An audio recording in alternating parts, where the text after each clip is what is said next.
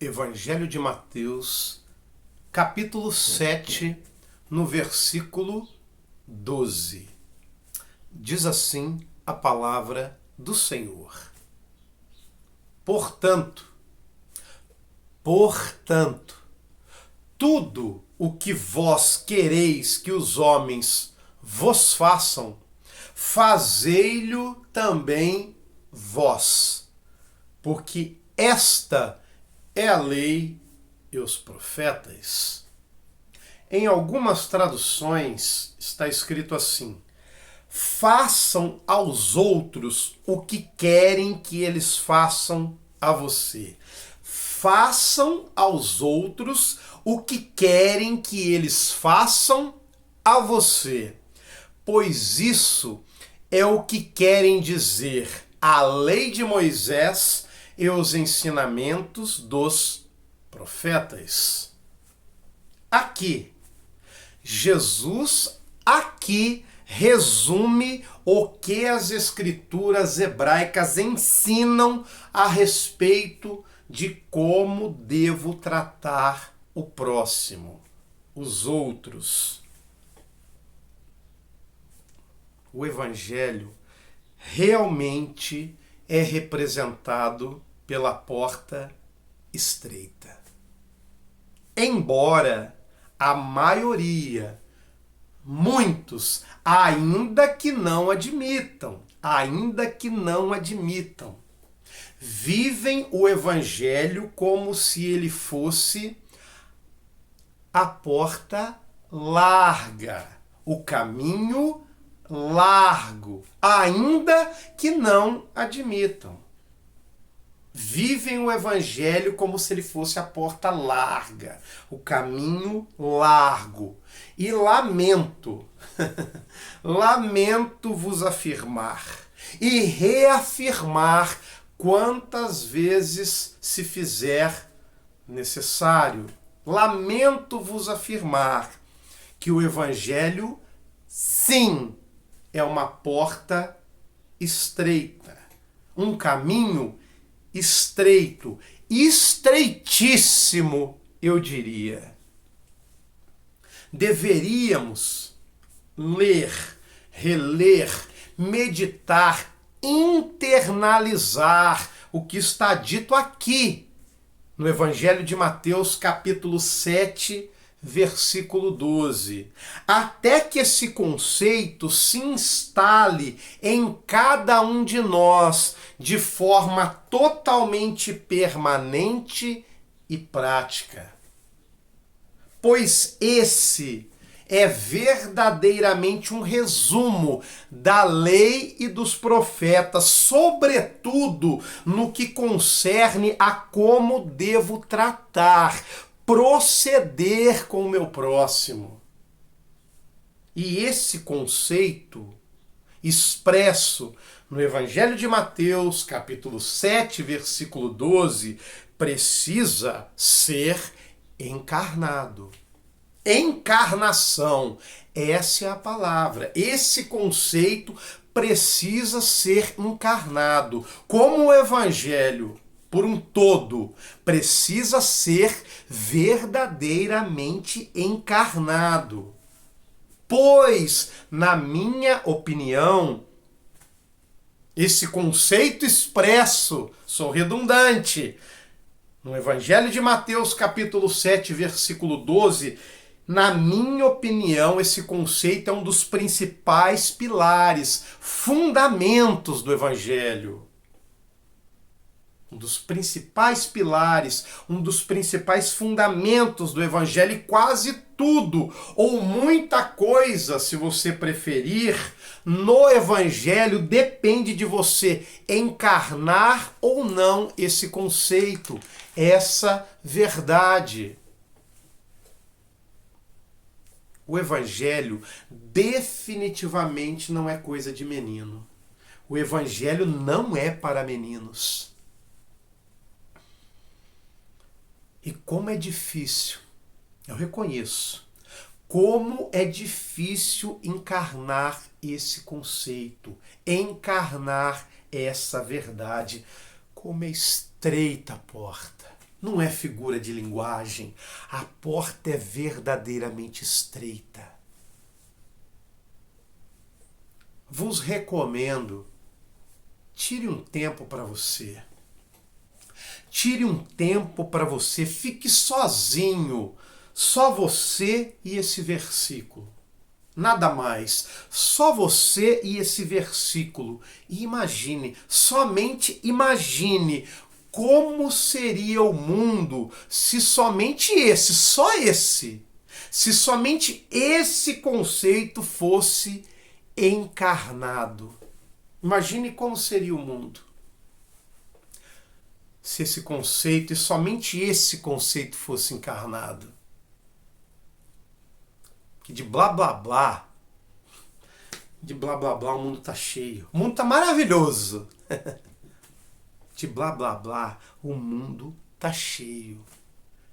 E observador que sou muito observador, eu fico escutando e observando as pessoas.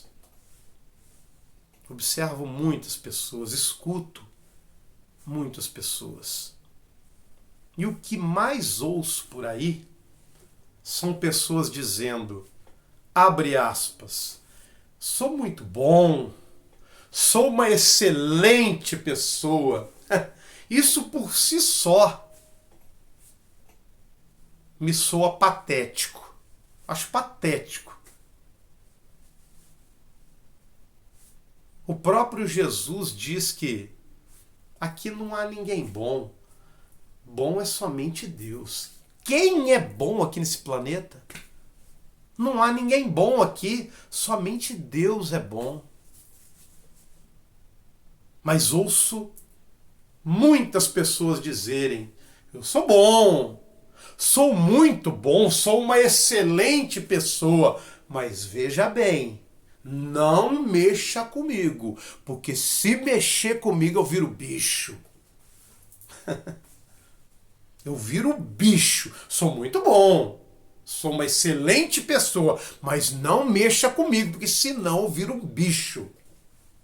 Ouço também muito, abre aspas, olha, eu dou um boi para não entrar numa briga, mas dou uma boiada para não sair.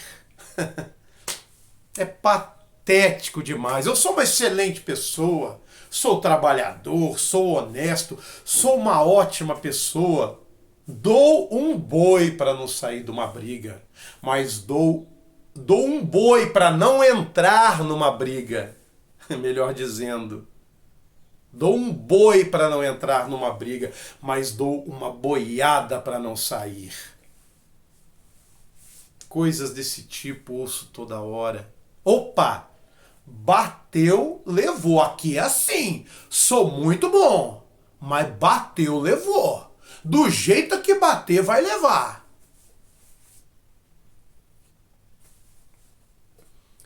É com muita tristeza que vos afirmo. Muita tristeza. Poxa, 90% das pessoas encarnam esse discurso. Encarnam. Isso eles encarnam. Elas encarnam. 90% das pessoas encarnam esse discurso. Inclusive e sobretudo entre aqueles que se dizem cristãos e que leem o Evangelho, que dizem crer no Evangelho. 90% encarnam esse modo de vida. Encarnam esse modo de vida. Óbvio. Acho que eu não precisaria nem dizer, porque é óbvio. Óbvio. Debaixo de uma falsa capa de humildade e amor ao próximo. Todo mundo ama o próximo. O mundo está uma maravilha. Todo mundo ama o próximo. Poxa, que papo é esse? Que papo é esse? De que eu dou um boi para não entrar numa briga, mas dou uma boiada para não sair. Que papo é esse? eu sou bom, eu sou uma excelente pessoa, mas não mexa comigo porque eu viro bicho. Que conversa é essa? Que papo é esse? Quando é que você viu Jesus agir assim? Quando é que você viu Jesus agir assim? Quando é que você viu Jesus manifestar esse espírito, esse comportamento? Quando é que você viu? Quando é que você viu Jesus se dirigir a alguém nesses termos? Quando é que você viu? E isso não tem nada a ver com ser idiota.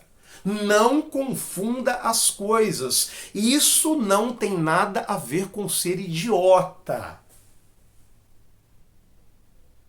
O que eu vejo em Jesus, aliás, Jesus que de idiota não tem nada. Jesus não tem absolutamente nada de idiota. E o que eu vejo é Jesus para todo lado, tratando o próximo com todo amor, com toda dedicação, com toda paciência, benignidade, longanimidade, a todo momento, em todas as direções. Inclusive, principalmente, sobretudo, na direção dos Judas, dos seus opositores, dos seus inimigos e até dos seus executores. Eu vejo Jesus derramando amor, paciência, tolerância, benignidade, longanimidade. Eu vejo ele derramando tudo isso em todas as direções, principalmente e sobretudo na direção dos Judas, dos opositores, dos inimigos e até dos seus executores. Sim, seus executores. E fica aqui uma pergunta. Não precisa responder para mim, não. O que significa para você perdoar aquele que te ofende 70 vezes 7 todos os dias? O que significa para você perdoar aquele que te ofende? O que significa? Perdoar aquele que te ofende 70 vezes 7 todos os dias, ininterruptamente. Os Judas, os opositores, os inimigos. E vem cá, só entre nós aqui. Você gosta de ser perdoado? Eu gosto de ser perdoado. Você quer ser perdoado? Eu, Wagner Alexandre, eu quero ser perdoado. Você consegue imaginar, contabilizar quantas vezes ao dia você peca, você ofende a Deus? Você consegue contabilizar isso? Quantas vezes nós pecamos e ofendemos a Deus todos os dias? E vem cá, só entre nós. Você gostaria de não ser perdoado? Você gostaria de não ser perdoado? Eu gostaria de não ser perdoado ou até tolerado, ser tolerado, suportado por Deus. Será que eu gostaria de não ser tolerado ou suportado por Deus? Mas, tem um mais aqui, mas você está disposto a estender na direção do seu próximo todos esses benefícios de Jesus para conosco? Amor, benignidade, longanimidade, paciência, tolerância, amor, perdão, você está disposto a estender na direção do seu próximo todos esses benefícios? Na integralidade, de forma integral, você está disposto, eu estou disposto a conceder o mesmo perdão que me é concedido? Estou disposto? Pois a conversa aqui, nosso papo aqui hoje é: o que você gostaria que fosse feito para você, faça para o seu próximo. Essa é a razão da nossa conversa aqui hoje.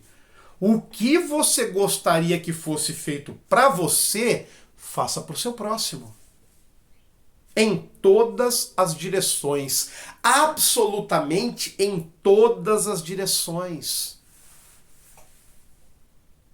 O sacrifício de Jesus na cruz foi e é em favor de todos nós, os transgressores, os pecadores. Ele, Jesus, nos ama em todas as direções. Sim, Jesus nos ama em todas as direções com um amor sobrenatural. E ele, Jesus, nos trata exatamente como gostamos, ou até muitas vezes como precisamos ser tratados. Sim, porque Deus sabe do que precisamos. Nós não sabemos na imensa maioria das vezes, mas Deus sabe o que é melhor para nós. E Ele nos trata exatamente como gostamos de ser tratados ou como precisamos, na maioria dos casos, como precisamos ser tratados, mesmo não sendo merecedores. Nós não somos merecedores. Nunca se esqueça disso. Nós não somos merecedores. Portanto, não há desculpas. Não há desculpas. Só me resta fazer para os outros, para o meu próximo, o que eu gostaria que fosse feito para mim. Sobretudo na direção do meu opositor, do meu inimigo, do meu Judas, do meu executor. Sobretudo na direção deles. Se verdadeiramente é Jesus o evangelho que pretendo seguir, se verdadeiramente é esse caminho que eu pretendo seguir, o caminho de Jesus, o caminho do evangelho, esse é o caminho. Não há outro. Não se engane, não há outro caminho. É esse aqui o caminho. O caminho do perdão, o caminho do amor, sobretudo na direção dos Judas. Sim, o caminho, a porta é estreita. Não é uma figura de linguagem. A porta é estreitíssima. O caminho é verdadeiramente estreitíssimo. Isso não é uma mera figura de linguagem. Não é fácil. Não é nem um pouco fácil. Você realmente tem que querer. Essa é a palavra. Você realmente tem que querer. É o negar-se a si mesmo, encarnado. Não é brincadeira, não é oba-oba. Não é oba-oba, não é brincadeira, é cruz. Cruz, negar-se a si mesmo é cruz. Você realmente tem que querer com todas as suas forças. Abra comigo Evangelho de João, capítulo 13, versículo 34 ao versículo 35. Evangelho de João, capítulo 13, versículo 34 ao 35. Diz assim: um novo mandamento vos dou, que vos ameis uns aos outros, que vos ameis uns aos outros, como eu, Jesus, vos amei a vós. Que também vós, uns aos outros, vos ameis. Nisto todos conhecerão, nisto todos conhecerão que sois meus discípulos, se vos amardes uns aos outros. É fácil identificar um verdadeiro discípulo. Não é difícil. Não é difícil. E a pergunta que fica aqui, para encerrarmos, é: eu sou verdadeiramente discípulo de Jesus? Eu sou verdadeiramente discípulo de Jesus ou só estou me enganando? Será que eu estou só me enganando? Ou eu sou verdadeiramente discípulo de Jesus?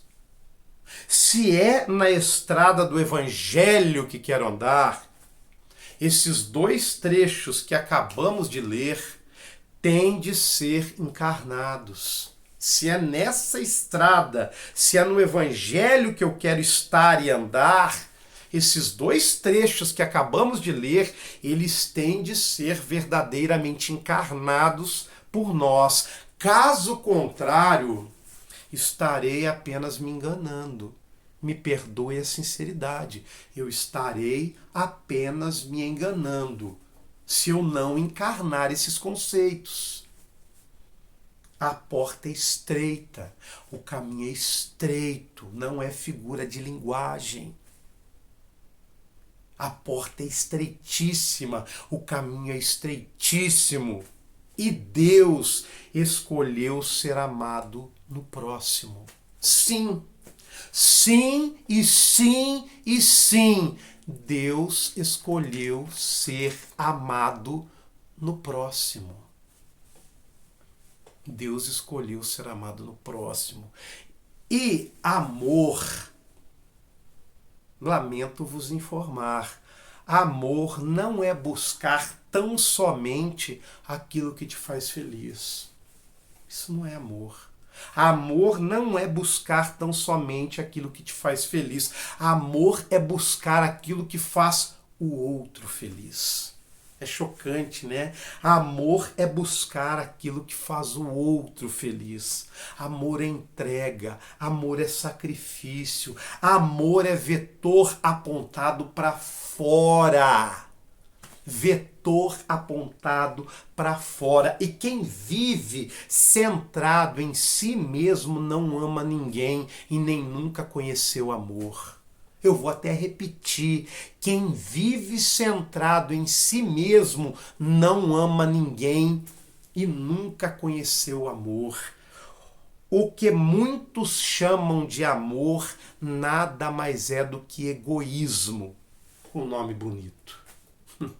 O que muitos chamam de amor nada mais é do que puro egoísmo, ungido, disfarçado num nome bonito. Chamam de amor, mas na verdade é egoísmo, narcisismo. Deus escolheu ser amado no próximo. Um forte abraço.